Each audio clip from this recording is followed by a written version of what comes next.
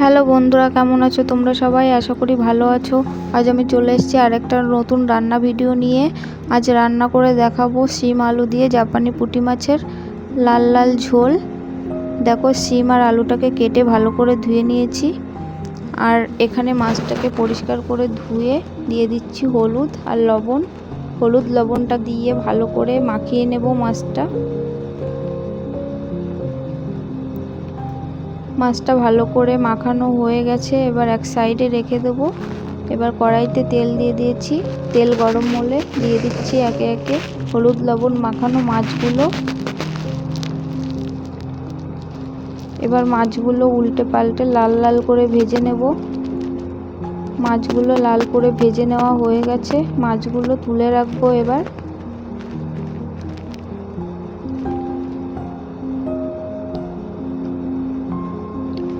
এবার ওই তেলে দিয়ে দেব কেটে রাখা আলুগুলো হালকা লাল করে ভেজে রাখবো।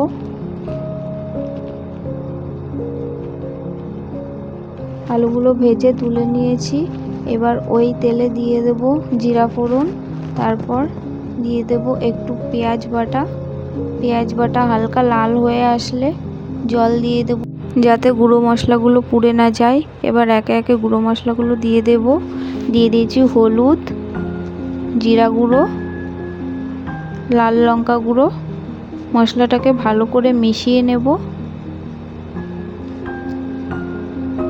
মশলাটা হালকা কষানো হয়ে গেলে দেখো তেল ছেড়ে দিয়েছে। এবার এই মশলার ভিতর দিয়ে দেব একটু লবণ আর ভেজে রাখা আলুটাকে মশলার সঙ্গে ভালো করে কষিয়ে নেব।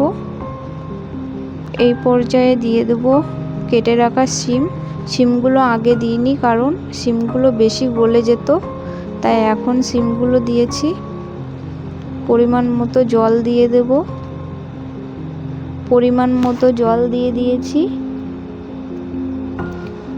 এবার একটু হলুদ গুঁড়ো আর লবণ দিয়ে দেব।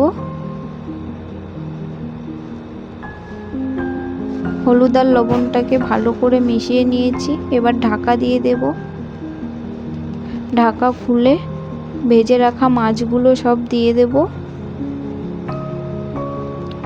ভালো করে মাছগুলো ঝোলের সঙ্গে মিশিয়ে নেব।